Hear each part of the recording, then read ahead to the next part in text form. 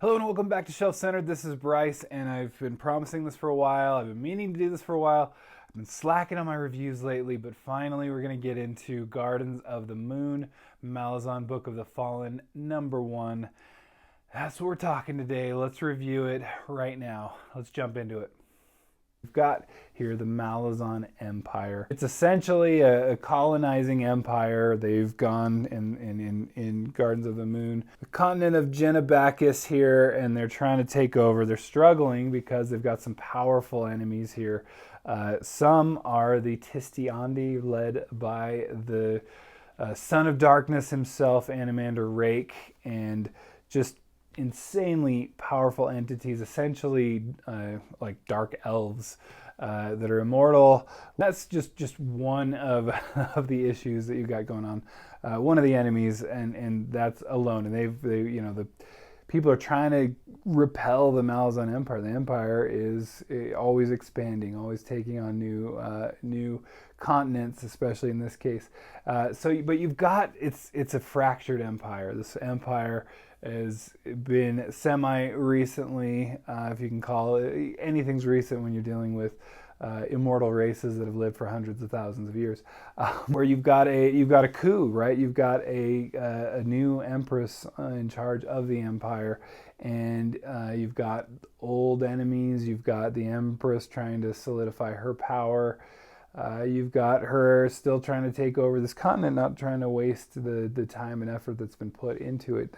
There's this gem of a city, though, that's got to be, it's the biggest city, the richest city, and it's you gotta take this city if you want Genebacus, and it's Darujistan.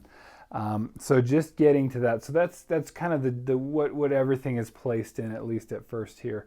But we get down into the nitty gritty of the politics between the higher ups, the muckety mucks, the nobles, as well as the nobles in the new city, and you've got all kinds of different great characters that are trying to scheme their way to really, some for survival, some to just maintain their power. One of my favorite things about the Malazan series is how, kind of in a Game of Thrones way, is where you can hate the Lannisters, but you love Tyrion, right? You can.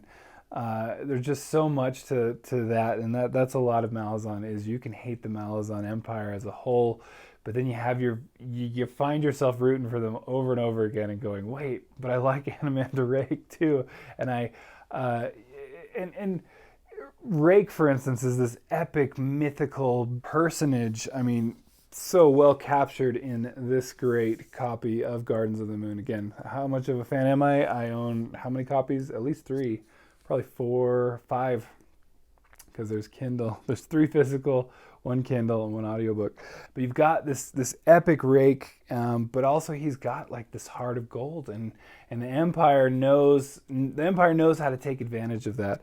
And so you're just back and forth for who are you rooting for? You're rooting for everyone except for the real jerks. And so that's one of the things that I love about this, is that you're always constantly guessing. You want one to succeed, and you're like, but they're in opposition to this other, and it's so amazing how Erickson is able to play that off. In this kind of Malazan takeover, you've got the gods playing around. Some are actually seem to be just to trick and to just have fun. There's the god Opan, who's of chance, the coin flip, and just trying to assert their place. And so then you've got other entities, and you've just got over and over again these great, endless amounts of races and peoples that they're so fascinating. They have their own huge histories, and just brilliance over and over again. Not all books do I immediately, once I finish, want to jump back to the beginning and reread it right away. Once I finished the Malazan Book of the Fallen, the 10-book series, I finished the last page of The Crippled God, I immediately had to read Gardens of the Moon again, and so I did. I've now, with this book alone, read it twice just on this book, and then once more recently on audiobook, and I have to say, This is amazing. I love Gardens of the Moon. So I'm completely biased if you want my honest take here, but I have to say I love this, and there's a couple of reasons why. Not only did I love Gardens of the Moon, and a lot of people I know struggle with this, and there's a lot of DNFers of Gardens of the Moon and did not finish, is what that means. Two, this is one of those series where you are dropped in the middle of things. The rumors are true. Everyone knows that in Malazan you're dropped in the middle, and you either kind of love it or you don't. And I don't blame you if you don't. There's no judgment here, but you're not allowed on the channel ever again. Get out of here. No, but I just remember going, okay, what are all the things that I missed? And going back in and reading this the first time, it was amazing. There was so many things that you miss. It's crazy. But that's the beauty of this. I really rate highly a book, a series, a movie that I can reread over and over again. And I continue. Like I said, I've read this book 3 times now. I continue to find things that I missed that I didn't realize, oh my gosh, that was right there. One of the problems with Gardens of the Moon that people I think have is they don't yet know how to read Malazan. How would they? This is the first foray into it. But it's amazing when you reread how much is in there. So I promise you, stuff's in there. It's in there, and you won't notice it your first time. You'll notice things. You'll notice a couple things here and there, and your mileage may vary, of course. You're going to notice some things, but you're not going to notice the whole picture really until you reread all again. But the beauty of this and the beauty of Steven Erikson's writing is not only is it endlessly quotable, and I've got some quotes I want to read, but it's and the writing's great. Again, some will say that it's less good in this volume. I think there's merit to that. It's still, I love it. There's so much going on here. But regardless of actually knowing every single detail, because that's going to be your instinct, you're a reader. You're used to being at least spoon-fed to some degree, but you're not going to get that here. And you're going to get so many things dropped in here. But you got to focus on the main story. And if you do that, if you can get past it and not get so bogged down in looking up every name of everything in the wiki or online, which you got to be careful, of course, with spoilers, and in the glossary in the back or the dramatist personae, and just let yourself enjoy the journey. You're going to find that regardless of actually knowing everything, that ending will still hit you.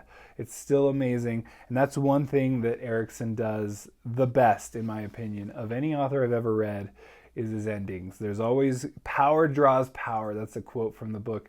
The convergence happens when power is involved, and it's amazing. They're always just the biggest players come together and just epicness ensues. Now, one of the things I wanted to do is make the argument Gardens of the Moon is often considered one of people's least favorite in the whole series. But I just think I've got a couple things to combat that, to argue against. One of the things is this is one, it's the shortest. The rest jump right to 800 plus and really in the 1,000 range of page-wise. This one's a cool, easy 600 plus. 600 almost 700 the mass market paperback here. So you've got that. You've got actually a lot shorter chapters here, and I think that may, I don't know, the may contribute to people saying, it's less well written. You do have a lot of threads going on, and again, it's Erikson's first. But one of the things too is I've found people generally like kind of the grunt soldier on the battlefront, right on the front line. They tend to be the funniest with just their reactions to things. They tend to be some of my favorites, but especially the bridge burners. But you find just really the grunt soldier in plenty of the armies. I won't go into too many, but that is where I find just the most joy when I'm reading. I love those characters, and there's tons of that in this book. There's once you get into Darujistan, you've got this great group of what's called the Phoenix Inn regulars, and it's just a wonderful group. But again, they're just this group of normal, average people dealing with a world of gods and ascendants and huge powers that they not only don't understand, but are caught in the middle of and are, well, one, completely oblivious to.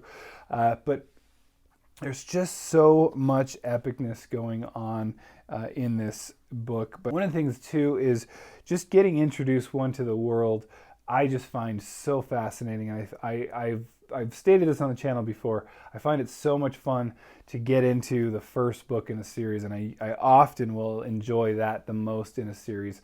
I found books, there's sequels to this that are actually more of my favorite, because of just some of the events. They're just insane. But this one, I think, I was not ready for that ending, and this huge convergence, crazy stuff happening. And even though I didn't quite understand what exactly was happening my first time through, I just remember being floored with how epic that ending is. And Erikson is not once disappointed throughout every single book that I've ever read by him in the Malazan world, which is all the books I've read by him, frankly. A little bit of spoiler. So if you want a little bit of spoiler, I'll put some tags here. One of the things is Whiskey Jack. Whiskey Jack is a fan favorite, but my argument is in Guardians of the Moon, he plays a healthy part, and you've really only got 2 books with Whiskey Jack, okay? And that's the big spoiler. Won't go further than that. But you've got 2 books with Whiskey Jack, and that's it. And how can he possibly be such a fan favorite? I know he's much more explored, I guess you could say, in Memories of Ice, and you get really deeper into his life and feelings and whatnot. I just find him so fascinating. What a great character. But he's only in a couple books, and so again, as a fan favorite, I think the argument there is, I mean, this is one of the 2 books that he's even in, and he makes the bridge burners the bridge burners. All right, end of spoilers there. We'll jump into the regular news here. The whole idea of this whole empire turning on this group of people, I think, is just, it's crazy. And it's, again, in this world of gods and these crazy monsters and demons and whatnot, there's just endless amazing events that can happen at any time, and the kind of subtleties and the hidden things, the surprises, they're constant. So I submit that Gardens of the Moon is a top 5 Malazan book. There's so much action to it, there's so much going on, and there's some great quotes. As promised, and just again, it's the Malazan Book of the Fallen, right? Self-righteous wrath had planted more corpses in the ground than an empire could lay claim to. That's pretty accurate. There's a mediator that I use in my law practice that will often say, I've made a lot of money on people's principles, so, if we can treat this as a cash deal, we can try to get this done and resolved, and we move on. There's no sense, really, who wins in the end. It's the lawyers, right? Same idea, right? The Empress expects obedience of her servants and demands loyalty. Any reasonable ruler would have the expectation and the demand the other way around. Anyway, just clever little pieces of banter and whatnot. It's constant, and it's hardened. As I finish Deadhouse Gates, and there's just even more of it, and that's Deadhouse Gates is a top 3.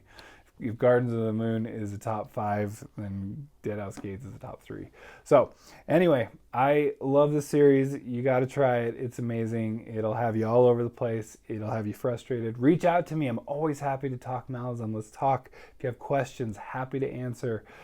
Get you through the parts where you're stuck at, and we'll get through it together. Anyway, hey, thanks for sticking around. Don't forget to like and subscribe, and we'll catch you later. Bye.